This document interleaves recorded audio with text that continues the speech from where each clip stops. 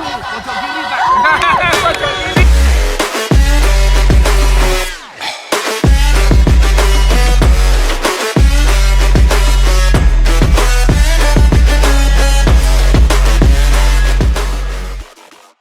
Oke, ini pagi-pagi biasanya kalau Jumat pagi gue ngapain ya? Biasanya ngomong anak nih Don. Oh, iya. Kalau di rumah lagi ada anak soalnya lagi lucu-lucunya. Kalau gue langsung ke masjid. Oh gitu. Soalnya gue ini ngerapin. Anak alim soalnya. Atau ngepel dulu. Ngepel dulu. Oke ya. Masjid gua. Jadi ini memang seperti biasa, channelnya nggak yang kaku-kaku amat. Yoi. Openingnya juga bukan kayak youtuber asli Bukan gitu yang- ya. Ya. Yang ini santai aja ya. Jadi ini ceritanya teman lama gue gitu ya. Dari dulu kita sama-sama seleksi di apa tuh nama tempat futsalnya Don? My futsal. My Futsal ya. Atau ya sebelum-sebelumnya kita sering jadi musuh juga lah kalau pas 13 tahun ya. lagi Tapi ketemu kan di udah lapangan 15 tahunan futsal. ada lah. Iyalah lebih gitu. 15 Nah, tahunan udah. tiba-tiba kemarin tuh dia nelpon ke gue. Ini ada apaan itu? Ben apa mau minjem duit gitu. Ya, lagi musim kayak gini biasanya minjem Kalau- duit. Kalau lama nggak nelpon, lama nggak apa, Atau nelpon jualan. minjem duit gitu Atau atau jualan. mau nawarin MLM Iya, gitu. iya, MLM. Ini kagak. Ini ternyata dia bilang gue mau curhat gitu. Curhat soal apa? Soal sepak bola. Lu udah taubat di futsal gitu, bercandain gitu. Ternyata beneran nih mau ke bola gitu. Don, ceritain di sini Don, karena bagaimanapun namanya dia di futsal itu emang udah kental banget sebenarnya. Tiba-tiba dia bukan mau pindah haluan, tapi maksudnya bukan sesuatu yang baru juga di sepak bola sebenarnya. Tapi betul. ini akan bagus sebenarnya buat lu Don. Nah, Iya. sekarang gue pingin teman-teman kita ini ngerti juga insight lu mau kayak gimana sih ngenal sepak bola. Iya, ini menarik ya. Kenapa gue telepon lo? Karena jujur, gue ngelihat apa yang lo lakukan selama ini dari dulu bahkan dari saat lo masih aktif main ya. Lo sempat di futsal juga, Iya, iya. bela kampus UNAS.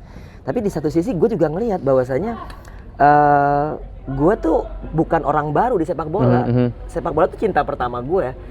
Gue tuh pasti awalnya Datangnya sepak dari sana bola, sebenarnya. nggak ada Yes, awal dari yes, futsal, yes. nggak ada. Yes. Karena futsal yang datangnya belakangan Betul, gitu ya. betul. Gue Jadi kita dulu gua sama Doni termasuk mungkin jarang lah, tapi gue dan teman-teman termasuk orang yang bilang jangan main futsal di lapangan, jangan main bola di lapangan futsal. Yap, betul. Karena dua hal yang berbeda Dua hal yang walaupun berbeda. sama-sama nendang bola. Yes. Go ahead Iya Don. benar. Ya jadi yang menarik 3 tahun terakhir itu sebenarnya gue udah ke bola, tapi gue sampai punya SSB, namanya Donzol Takers. Mantap. Eh, Tuh kalau mau nyari-nyari SSB ada Ya. Denzel Takers namanya. Terus. Tapi memang permasalahannya pada saat masa COVID gini ya, pandemi kayak gini mau nggak mau go off. Tempatnya tuh di Polomas di Jakarta Timur. Oke. Gua pun udah ngambil license untuk sepak bola.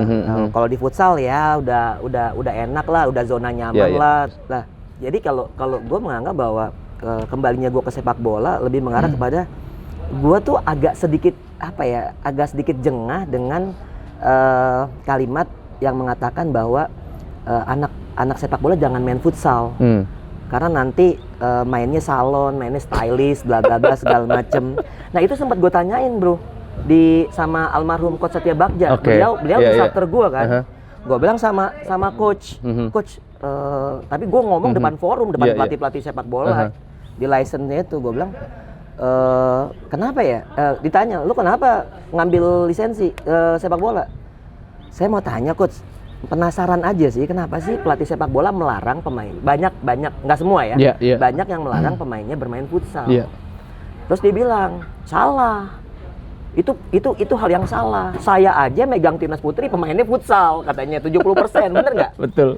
Nah, cuma memang anak-anak futsal itu secara power, long pass memang kurang. Tapi kalau kontrol, dribbling segala macam itu jauh lebih baik kata dia gitu. Passing kata dia, jauh lebih baik. Nah, gua tuh yang pas lu telepon tuh, gue bilang apa ya yang mendasari itu? Ya ternyata benar. Kemarin first training gua bersama klub Young Warrior, Iya. itu lapangannya ya menyedihkan. Iya. Walaupun padahal memang musim hujan sih bro. Yes, yes. Kalau nggak musim hujan sih bagus sih kalau gue bilang. Cuma masalah terbesarnya ternyata benar. Bagaimana kualitas passing pemain-pemain sepak bola di usia dini bisa bagus, sedangkan kualitas lapangannya nggak ada yang bagus. Iya. Jarang Infrastruktur banget. lagi-lagi fasilitas Nih, kayak prasarana. Katakanlah misalnya gini, ini Sabnani Park, Sabnani Park tempat kita bicara. lapangannya mini soccer. Ya memang rata karena emang ini lapangan rumput sintetis kan. Yes. Tapi di satu sisi seberapa banyak mereka latihan di lapangan-lapangan seperti ini. Bahkan ada beberapa klub juga mungkin katakan secara finansial nggak mampu untuk menyewa lapangan. Kita tahu di RCC berapa 3 juta per 2 jam. Mana mampu gitu kan? Mampu 3 juta itu mereka kalau nyewa lapangan kampung bisa 6 bulan. 6 bulan. Ya kan, makanya gua ngelihatnya sarana dan prasarana ya. Makanya pada saat lo bilang ke gua bahwa tuh pelatih-pelatih di level atas selalu mempersalahkan pelatih-pelatih grassroots karena kualitas passingnya nggak bagus ya, karena sarana dan prasarananya nggak bagus. Nah itu tidak terjadi di futsal karena mereka kebanyakan memiliki lapangan yang rata, sehingga quality of pass-nya juga jauh lebih baik. Pembelajaran dasarnya nyampe karena sarananya tepat. Benar, begitu benar ya? Itu dia. Nah balik lagi soal gua, kenapa gua mau kembali lagi? Ini karena balik ngebantu temen sebetulnya. Ngebantu temen, gue dikenalin sama pemilik Akademi Young Warrior, Pak Mike. Wah orangnya baik banget dan orangnya tulus banget. Kenapa gue bilang baik banget?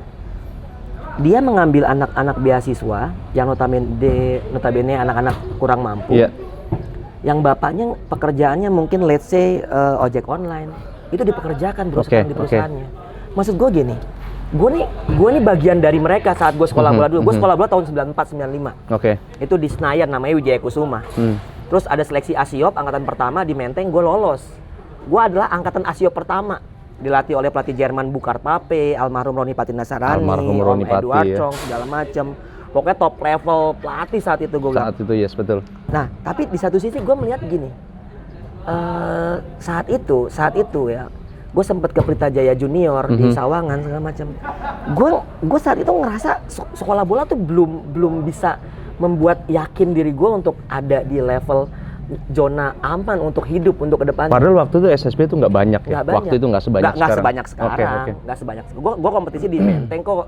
Gue SSB Persija, Remtar Gawang kayak CBA gitu kan, lu tau lah kayak gitu. Nah dari situ gue akhirnya pada saat di Pelita Jaya Junior ya gue cabut karena gue nggak merasa yakin. Gue mikir udah gue pendidikan aja, ya kejebur main bola ketemu coach Justin, akhirnya kejebur di futsal.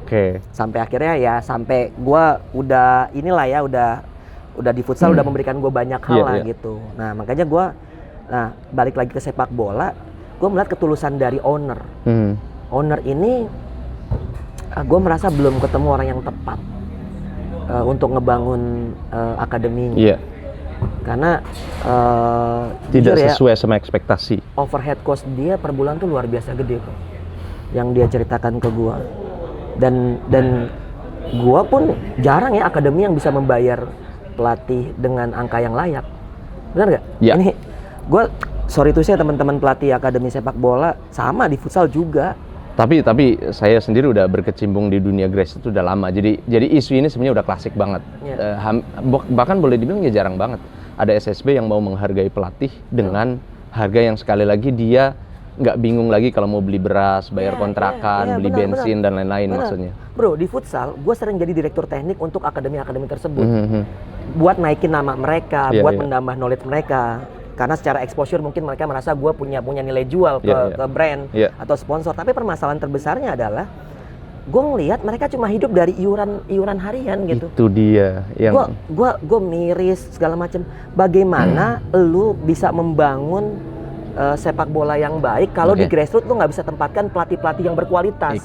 Bukan berarti teman-teman yang sekarang nggak berkualitas. Gimana lu mau punya kualitas kalau sorry itu saya gaji lu cuma 1 juta, 1,5 juta, pusing doang yang ada kan. Gila. Dan mau nggak mau kan mereka harus double job atau nyari side job lagi. Nah, gue nggak menyalahkan orang yang side job. Kita punya temen banyak yang side job sana sini. Gue pun juga ada beberapa side job gue walaupun bukan ngelatih, kayak gue event organizer lo tahu gitu kan. Gue juga. Tapi memang harus begitu. Ambil harus semuanya. pinter-pinter untuk menggali potensi area-area bisnis di sekitarnya. Nah, gue ngelihat saat gue ngasih berapa lo minta salary? Ya kita bicara profesional. Gue di futsal sekian. Gue pernah jadi direktur teknik halus. Gue pernah jadi head coach Persija futsal. Gue nih harga gue sekian.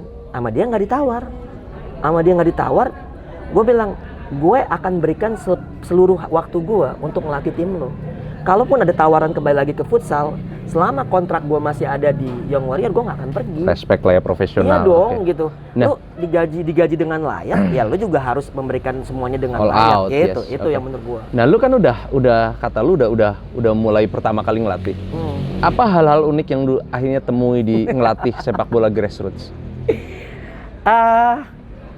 Dulu ya. Unik lah ya, unik itu bermacam-macam Iya, nih iya. ininya. Perbedaan tahun 90-an saat gue jadi anak ya. Itu kan nggak banyak orang tua yang datang. Jujur gue, orang tua gue pun nggak tahu gue main bola. Iya, iya.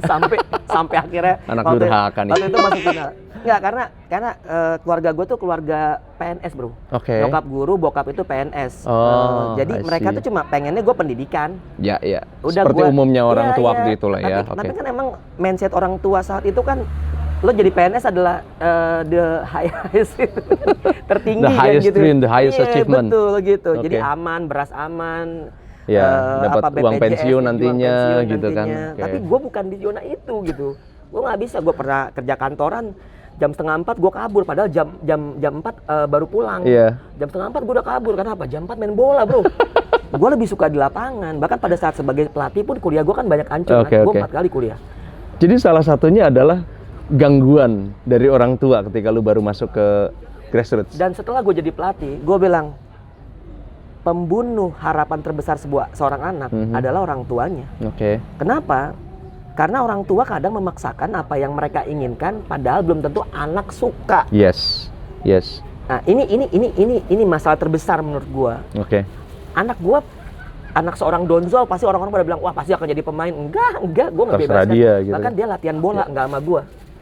Kenapa nggak sama gue? Gue nggak mau. Udah lu gue kasih aja. Udah kasih Sama pelatih lain. yang itu? Gue nggak mau.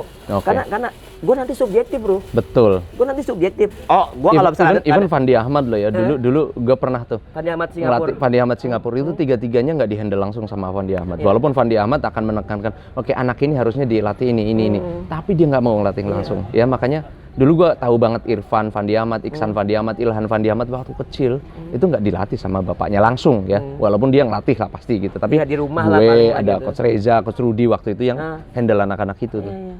Ya gue merasa tidak apa ya, tidak yang lo bilang tadi pertanyaannya. Gue bilang ada sedikit perbedaan. Sekarang orang tua sangat aware. Bahkan mungkin kadang-kadang offside, kadang-kadang melewati batas. Yes. Kenapa gue bilang melewati batas? Karena sebetulnya orang tua tuh sifatnya support. Tapi kalau sampai, gue pernah bro di salah satu sekolah bola di Aldiron, gue lagi main. Sebelahnya tuh ada tim sekolah SSB, sepak bola iya, kan, iya. akademi. Iya. Orang tuanya tuh marahin anaknya dari luar. Itu umum. Di SSB umum. Iya, tapi Harusnya tidak terjadi. Enggak. Dan menurut gue akademi harus mengedukasi. Exactly. Menurut gua harus ada komunikasi antara orang tua dan akademi, itu pertama. Jadi gini, orang tua don't expect too much anaknya jadi pemain timnas iya. atau pemain Liga 1. Kalau kita bicara lu di usia dini lu udah tekan mereka. Yes. Mereka harus mencintai apa yang mereka lakukan. Itu dia. Energi gua bisa nyampe ke level, bro, lu kan tahu gua bukan pemain futsal Liga Pro. Bener nggak sih? Yes. Temen-temen lu kayak BW kan main Liga Pro, kayak Denny Handoyo kan main Liga Pro. Yes, Dia jadi memang. pelatih, backgroundnya enak. Kalau mereka mulai dari nol, gue mulai dari minus. Kalau gue bilangnya gitu, gue bantuin Justin, IO-nya, gue belajar dari video-video latihan dia, gue terapkan di SMA yang gue latih, gue terapkan di TBP. TBP punya prestasi, tapi buat gue tuh benar-benar yang gue struggle gitu. Tapi gue cuma pengen bilang ke orang tua bahwasanya kalian tuh support aja mereka, lalu discuss sama pelatih apa yang kurang, supaya apa? Lo kalau seminggu latihan 3 kali itu nggak cukup, harus tambah dilatih di rumah. Gue selalu ngasih PR sekarang ke pemain-pemain gue. Kalau ada pemain gue yang kaki kirinya jelek, itu gue harus kasih nambah PR. sendiri. Iya, lo cuma main sama tembok kok. Iya. Lu cuma Kicking main the sama ball tembok. against the wall. Iya. Dan itu nggak perlu lapangan. Nggak Lu perlu mau di lapangan. kasur, makanya di Betul. kamar lu Di juga kamar bisa. nggak ada Iya. masalah. Nah itu menurut gue, jadi bantuan orang tua juga sangat penting di usia akademi. Tapi kalau orang tua sampai marahin anaknya atau malah katakanlah mengintervensi keputusan pelatih, nah itu lebih parah lagi. Nah. Karena gini, kayak contoh lah, kalian udah mempercayakan anak-anak kalian kepada para pelatih. Alangkah baiknya kalian katakanlah diskusi aja apa yang terbaik untuk anak kalian. Tapi kalau kalian nggak percaya sama kami para pelatih, ya nggak usah titipkan anak kalian ke kami. Jadi gitu. pelatih aja sendiri. Iya, mendingan kalian bikin SSB. Itu yang kadang-kadang Yeah, gue yeah, suka yeah. ini. Nah, kita realistis lah ya. Kalau lu kan private, udah pasti yang bayar private pasti lu ada dua kategori, ada yang punya kemampuan bayar baik dengan harga yang pantas, tapi ada juga kan lo ngeliat ada potensi anak nih Yes, bagus, yes. gitu. Jadi ada balance antara komersil dan juga idealisme. Yes, yes. Kalau kita para pelatih sebetulnya, gue nggak tahu pelatih yang lain. Kalau gue tahu lu, tapi di satu sisi gue juga sadar bahwa yang anak yang status sosialnya menengah ke atas itu secara effort, nggak semua ya, memang berbeda sama anak yang status sosialnya menengah ke bawah. Iya. Kenapa? Karena setelah gue pelajari baik di sepak bola maupun di futsal ya, karena anak-anak yang status sosial menengah ke atas tuh udah punya masa depan yang jelas. Sedangkan mereka yang jadi buat sepak bolanya buat fun aja, ya bisa jadi. Ya buat keringat, Okay, tapi kita bicara ada beberapa mereka yang backgroundnya dari anak-anak yang emang orang berada, jadi pemain ada. Walaupun Jack Brown yang kita panggil di sini, yang lagi sekarang sama kita. Betul. Nah jadi kalau gue menganggap bahwa nah ini permasalahan besar sektor grassroots di Indonesia. Yes. Pertama adalah kualitas pelatih yang ada di sana harusnya sesuai dengan bayaran. Iya. Kalau misalnya, gue yakin sebenarnya banyak yang bagus bro pelatih muda. Pasti. Gue di futsal tuh instruktur bro. Di futsal gue instruktur. Gue perhatiin pelatih muda sekarang bahasa Inggrisnya lebih bagus daripada pelatih senior. Sorry pelatih senior. Itu fakta kok. Sorry pelatih senior. Gini. Gue nggak gini. Gue discuss sama pelatih senior. Bahwasanya permasalahan pelatih senior tuh selalu menganggap bahwa dulu waktu saya, nah itu. Iya. Dulu waktu Padahal saya. dulu dan sekarang sudah gapnya beda banget. Bagaimana cara Approach-nya. main, tactical, berkembang.